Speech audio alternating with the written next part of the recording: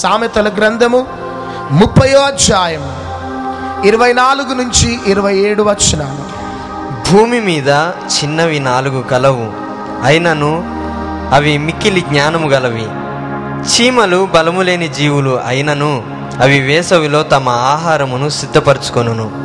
చిన్న కుందేళ్లు బలము లేని జీవులు, అయినను అవి పేటు సందులలో నివాసము కల్పించుకొనును. మిడుతులకు రాజు లేడు, అయినను అవన్నయు పంక్తులు తీరి సాగిపోవును. బల్లిని చేతితో నీవు పట్టుకొనగలవు, అయినను రాజుల గృహములలో అది యుండును. హల్లెలూయా. ఈ 4 జ్ఞానము కలిగిన జీవుల గురించి పరిశుద్ధాత్మ దేవుడు వర్ణించి వివరించి తన రాకడ కోసము మనల్ని నిందారహితులుగా సిద్ధపరచాలని ఆశపడుతున్నాడు. సామెతలన్నీ కూడా సొలొమోను మహారాజు రాసిన సామెతలు. కానీ ఈ 30వ అధ్యాయము ఇది ఎవరు రాసినారంటే యాకే కుమారుడైన ఆగూరు రాసినట్లు దేవుని యొక్క వాక్యం సెలవిస్తున్నది. ఈ ఆగూరు ఈ 4 జీవుల గురించి ఎంతగానో శ్రద్ధ వహించి ఎంతో రీసెర్చ్ చేసి ఇన్వెస్టిగేషన్స్ చేసి చివరికి ఈ 4 జీవులట మంచి జ్ఞానము కలిగినవి అని బైబిల్ గ్రంథంలో వ్రాసి అనేక ప్రజలకి ఆశీర్వాదకరంగా పరిశుద్ధాత్మ దేవుడు ఉంచినట్లు మనం చూస్తూ ఉన్నాం. చాలాసార్లు చీమలను చూడగానే చీమలను చూసి మనం చాలాసార్లు తక్కువ అంచనా వేస్తుంటాం. కుందేళ్లను చూసి తక్కువ అంచనా వేస్తుంటాం. మిడతలను చూసి, సాలెపురుగులని, బల్లులను చూసి చాలా తక్కువ అంచనా వేసి మనం అంతగా శ్రద్ధ వహించము. కానీ ఈ యొక్క ఆగూరు ఈ యొక్క 4 జీవులని ఎంతగానో రీసెర్చ్ చేసి ఇవి చాలా జ్ఞానము కలిగినవి అని బైబిల్ గ్రంథంలో వర్ణించడము మనం చూస్తున్నాం. ఈ రాత్రి కాల సమయంలో నా ప్రియ సహోదరుడా, నా ప్రియ సహోదరి, ఎందుకు ఈ 4 జీవులు అంత జ్ఞానము కలిగినవి? ఈ 4 జీవులలో దాగి ఉన్న రహస్యం ఏంటిది?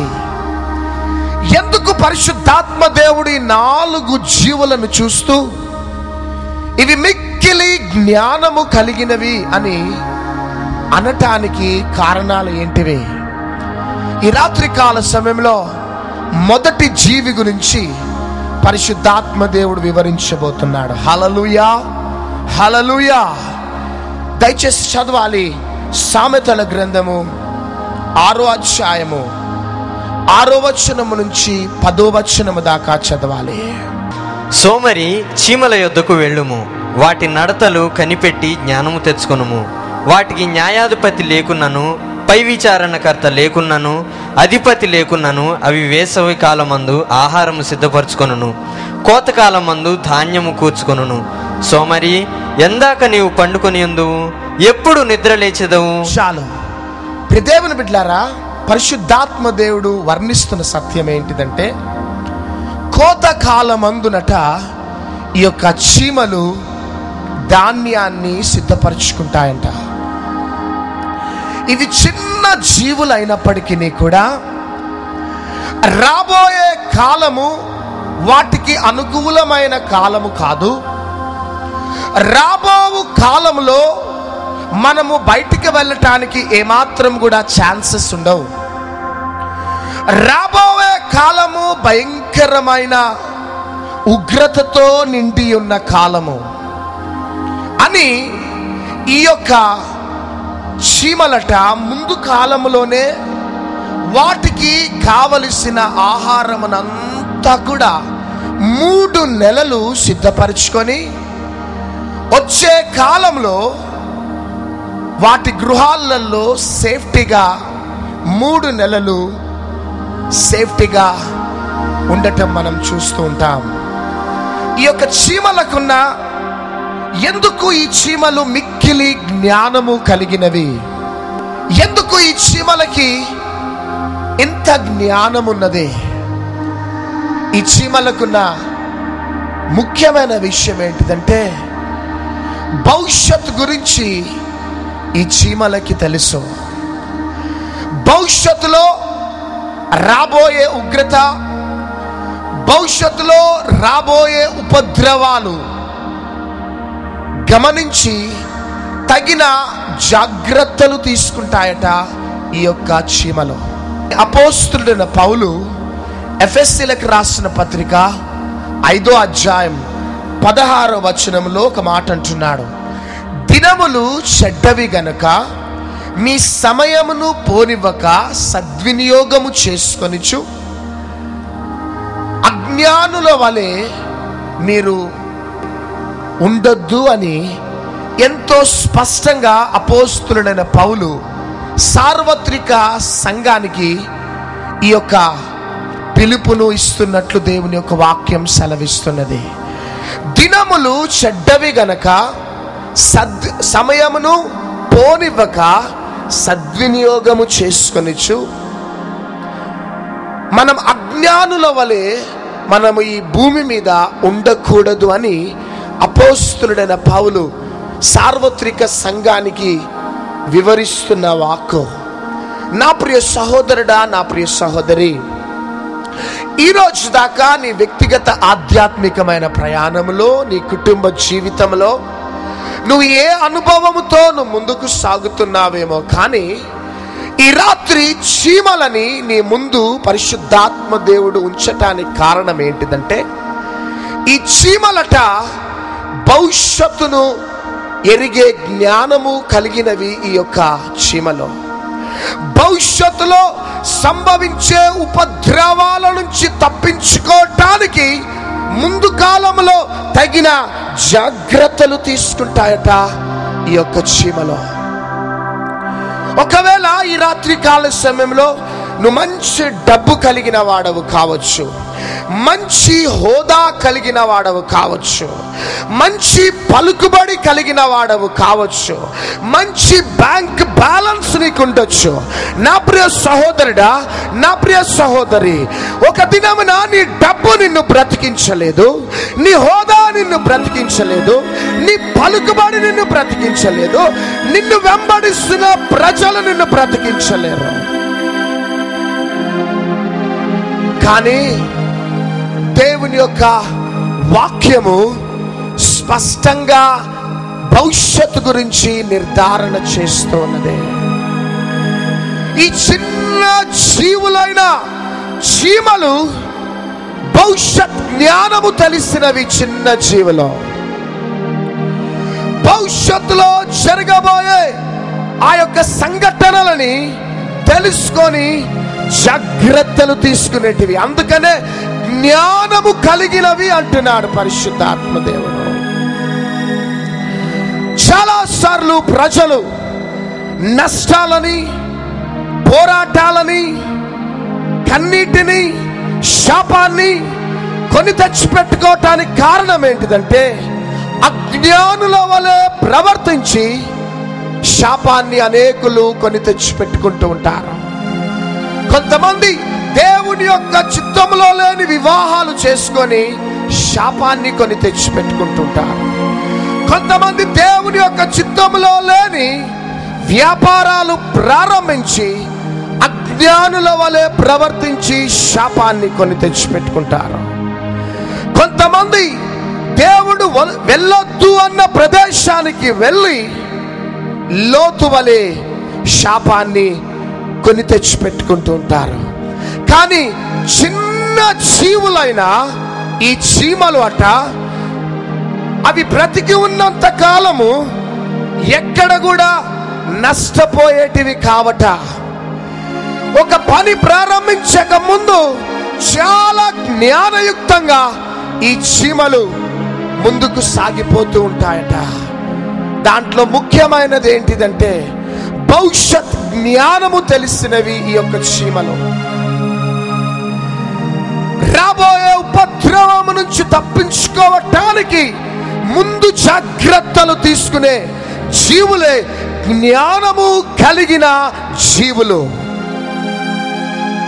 నా ప్రియ సహోదరుడా, నా ప్రియ సహోదరి, ఈరోజు నువ్వు మంచి స్థితిలో ఉండొచ్చు నాన్న. నువ్వు నీకు రెస్పెక్ట్ ఇచ్చేవారు ఉండొచ్చు, నిన్ను ఆదరించేవారు ప్రేమించేవారు ఉండొచ్చు. వీటిని బట్టి నీవు లోక సంబంధంగానే బ్రతుకుతూ లోకము కోసమే బ్రతికే అనుభవంలో ఒకవేళ నువ్వు బ్రతుకుతూ ఉన్నావేమో. కానీ ఈ రాత్రి నువ్వు తెలుసుకోవలసిన వాస్తవం, ముందు రోజులు అవి భయంకరమైన రోజులు. ఆమెన్, హల్లెలూయా, హల్లెలూయా.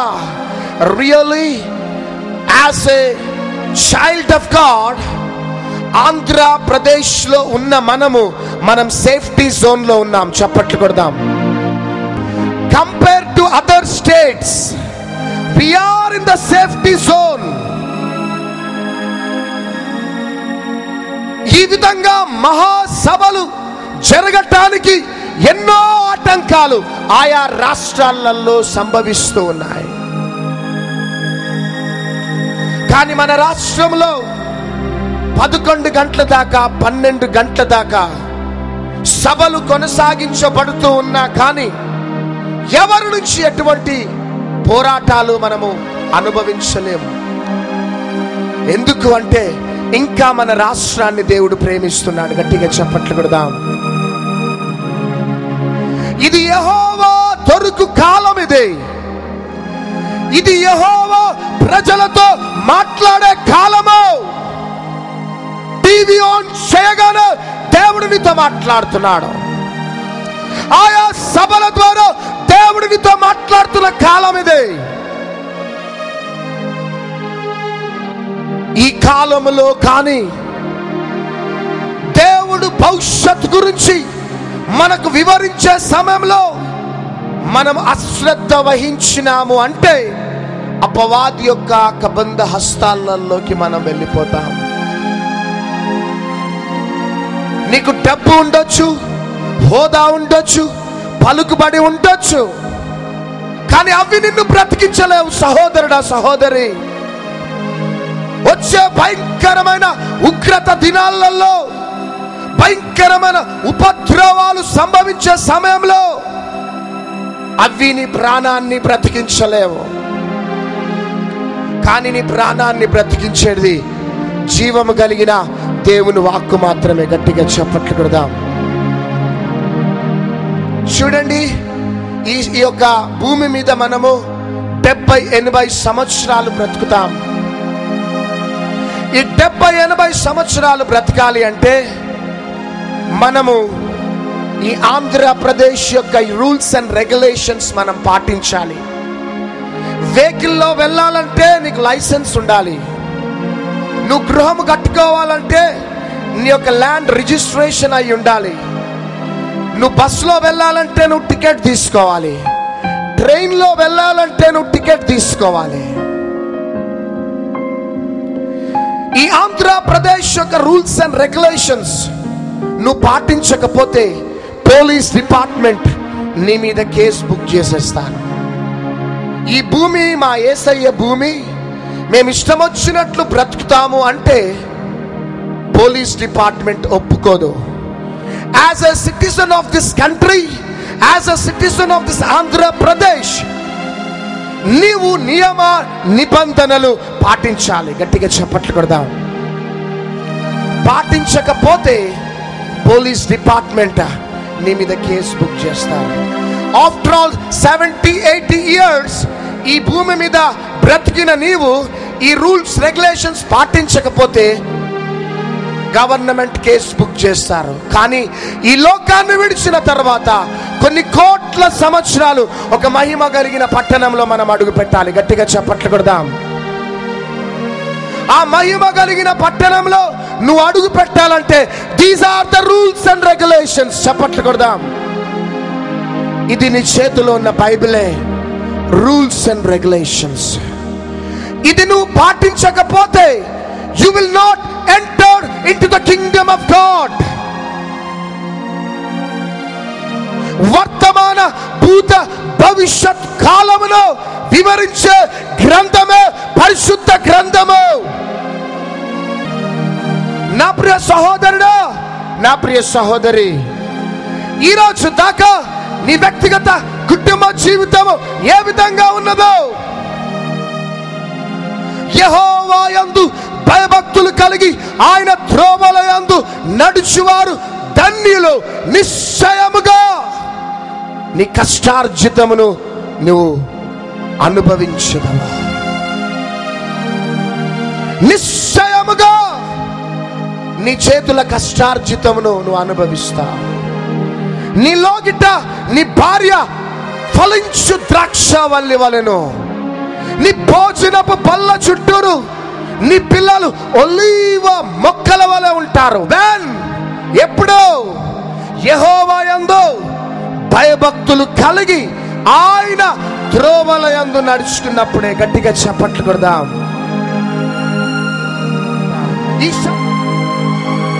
ఈ రాత్రి నువ్వు ఎవరివైనా కావచ్చు సహోదరుడా, సహోదరి. రాబోయే దినాలు అవి భయంకరమైన దినాలు. మనం తృప్తిగా ముందుకు సాగలేని దినాలు అవి. కాబట్టి ఆ దినాలు రాకముందే నీ ఇంటిని చక్కబెట్టుకో హిజ్కియా అని ప్రవక్తని పంపి హిజ్కియాని హెచ్చరించినట్లు, ఇదిగో దైవ సేవకులమైన మమ్ములని పంపి మమ్ములని కడప పట్టణంలో ఉన్న ప్రజలని దేవుడు హెచ్చరిస్తున్నాడు. చప్పట్లు కొడదాం. నీ ఇంటిని చక్కబెట్టుకోవటానికే, నువ్వు మనసును మార్చుకోవటానికే ఈ మహాసభలో ఈ చీమలట భవిష్యత్ జ్ఞానము తెలిసినవి, భవిష్యత్తులో సంభవించే ఆ సంభవాలని గ్రహించి తగిన జాగ్రత్తలు తీసుకునేటివే. ఆమోసు గ్రంథం 8వ అధ్యాయం 11వ వచనం సెలవిస్తున్నది, నేను రాబో దినములో భయంకరమైన క్షామాన్ని నేను పుట్టించబోతున్నాను. అది అన్నపానముల వలన కలుగు క్షామము కాదు, కానీ దేవుని యొక్క మాట వినకపోవుట వలన కలుగు క్షామము.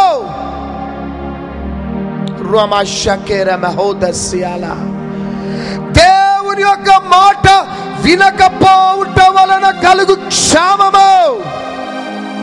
ఆ దినమున అనేకులు ఒకవైపు నుంచి ఒకవైపుకు వస్తూ ఉంటారు, కానీ ఆ దినాలలో యెహోవా వాక్కు వారికి దొరకదు. నా ప్రియ సహోదరుడా, నా 2 చేతులు జోడించి బ్రతిమిలాడుతున్నాను. ఈరోజు దాకా నీ లైఫ్ స్టైల్ ఏ విధంగా ఉన్నదో, కానీ ముందున్న దినాలు భయంకరమైన దినాలు. This is a prophetic message for the end time church. End time church ఇంచుమించు అంత్య దినాలలోనట, ముందు రోజులలోనట 19 రకములైన మనస్తత్వము కలిగిన వారు లెగబోతున్నారట. నా ప్రియ సహోదరుడు, నా ప్రియ సహోదరి, ఈరోజు దాకా భవిష్యత్ జ్ఞానము నీకు లేదేమో. ఏశావులాగా ఒకవేళ ఆ దినము కోసమే బ్రతుకుతున్నావేమో, కానీ యాకోబు భవిష్యత్ జ్ఞానము కలిగిన వాడు. గట్టిగా చప్పట్లు కొడదాం. అంత్య దినములలో అపాయకరమైన కాలములు వచ్చినని తెలుసుకొనుము. ఎందుకు అంటే మనుషుల యొక్క హృదయం యొక్క తలంపులు అన్ని కూడా కల్మషం అయిపోతున్నాయి. కాబట్టి మనుషులు స్వార్థప్రియులు, ధనాపేక్షలు, బింకములాడువారు, దేవుని కంటే సుఖానుభవమును ఎక్కువగా ప్రేమించేవారు లేకపోతున్నారు.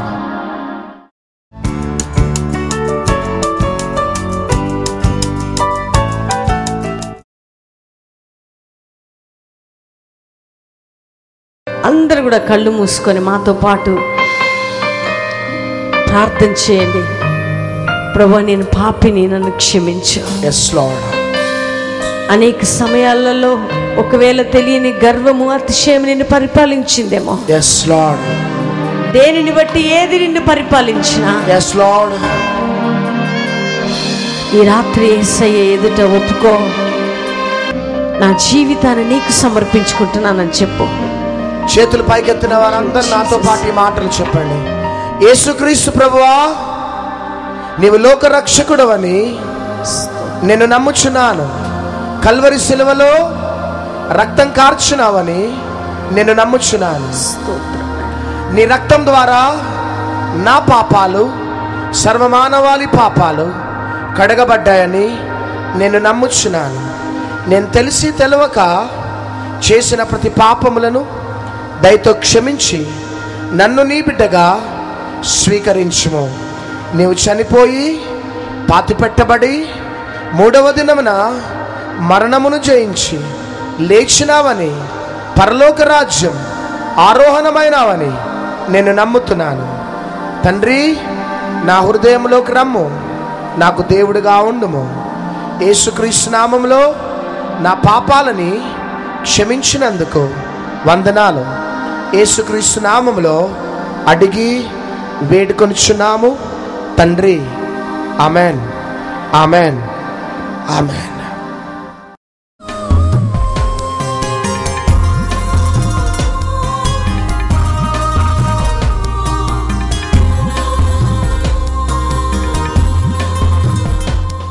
ఇతను మా అన్న కొడుకు.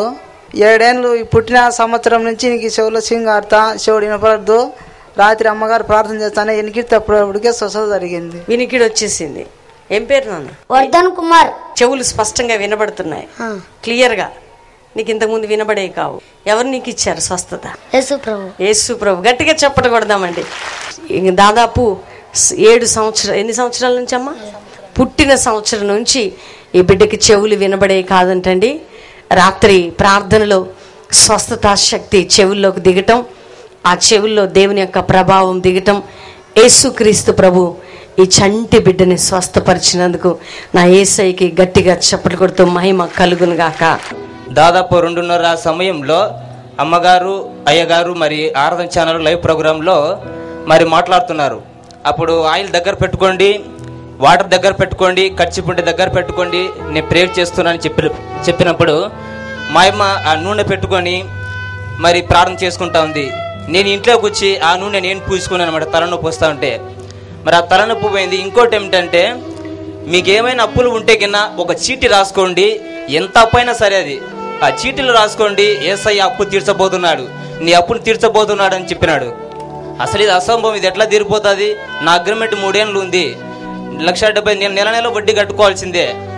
వస్తే కింద లాస్ట్లో అగ్రిమెంట్ అయిపోయిన తర్వాత డబ్బులు వస్తాయి, 3 ఏళ్ళ వరకు తీరదు కదా నా బాకీలు అని ఒక ఆలోచనతో ఉన్నాను. కానీ అయినా చూద్దాం, దేవుడు గొప్పవాడు కదని ఒక ఆలోచనతో 1,75,000 రూపాయలని అప్పు రాసుకొని ఆ పేపర్ అలాగే పెట్టుకున్నాను. ప్రార్థన అయిపోయిన తర్వాత 3 రోజుల తర్వాత ఒక విషయం, ఒకసారి వచ్చేసి పోస్టల్ డిపార్ట్మెంట్ పనిచేస్తాడు. నేను బాధగా ఉండడం చూసి, నిరుత్సాహం ఉండడం చూసి ఆయన ఏమో ఇలా ఉండవని చెప్పినాడు. ఇది సార్ నా పరిస్థితి, దాదాపు నెలకు 5,000 రూపాయలు నేను వడ్డీ కడతాను, డబ్బులే మిగలడం లేదు అని చెప్పినాను. అయ్యో అని అసారు అన్నే మాట, ఒకటే మాట, నేను ఇస్తామా నీకు డబ్బులు, మళ్ళీ నాకు ఇస్తావా నువ్వు అని చెప్పినాడు. అయ్యో అసలు అది నన్ను ఏం చూసి ఇస్తారు 1,00,000 రూపాయలు, అంత 1,75,000 నేను ఆలోచన చేసినాను. కానీ ఆయన వచ్చేసి జీతం వస్తాను 28వ తేదీ ఫోన్ చేసినాడు. నాకు 2వ తేదీకి అట్లా డబ్బులు 1,10,000 రూపాయలు ఇచ్చినాడు. ఆ బాకీ ద్వారా అది తీసుకొని అది నేను కట్టేసినాను. ఇప్పుడు దాదాపు 60,000 ఉంది. ఇప్పుడు రీసెంట్గా మళ్ళీ నాకు ఆర్టీసీలో వర్కర్లకి శాలరీ పెరిగినట్టు కూడా సమాచారం అందింది, జీవో వచ్చని తెలిసింది. ఈ కష్టాలన్నిటి లేవు, నాకు సమస్యలు లేవు. దేవుడు గొప్పవాడు, దేవునికి మహిమ కలుగును గాక. నా బిడ్డకు చాలా జ్వరం వచ్చిండే, మళ్ళీ లైవ్లో ఏకీభవించినాను. వైట్ కర్చీఫ్ పెట్టి ఇప్పుడు అద్భుతం జరిగింది. మేలు మా ఇంట్లో ఎన్నో అద్భుతాలు జరిగించినాడు దేవుడు. నన్ను ఒకసారి ప్రవీణ్ పాస్టర్ పిలిచినారు, నిన్ను నీ బిడ్డను కాపాడు దేవుడు ఎన్నుకున్నారు అనేసి, దానికి స్తోత్రం. చూడండి, సహోదరి కర్ణాటక నుంచి ఈ మీటింగ్ అటెండ్ కోసం వచ్చిందండి. తను లైవ్ ప్రోగ్రాంలో తన బిడ్డ అనారోగ్యంతో ఉంది. దేవుడు ఆమెని పేరు పెట్టి పిలిచి నీ బిడ్డకి స్వస్థత వస్తుంది, భయపడొద్దమ్మా అని చెప్పినప్పుడు దేవుడు అద్భుతమైన స్వస్థత ఆ బాబుకి ఇవ్వటమే కాక సహోదరి జీవితంలో ఎన్నో అద్భుతాలని చెప్తుంది దేవుని బిడ్డలారా. నిజంగా మానవుని హృదయంలో ఉన్న వేదన తల్లి చూడలేదు, తండ్రి చూడలేదు, బంధుమిత్రులు చూడలేరు, ప్రియమైన వారు చూడలేరు, నా అనేవారు ఎవరు కూడా మన హృదయంలో ఉన్న స్థితిని గ్రహించలేరు. కానీ మన కన్నీరు వేదన చూసి ఆయన ప్రేమను కుమ్మరించే దేవుడే ప్రభువైన యేసుక్రీస్తు ప్రభు. ఆయన చేసిన గొప్ప కార్యాన్ని బట్టి గట్టిగా చప్పట్లు కొడుతూ యేసయ్యని మహిమపరచుదాం.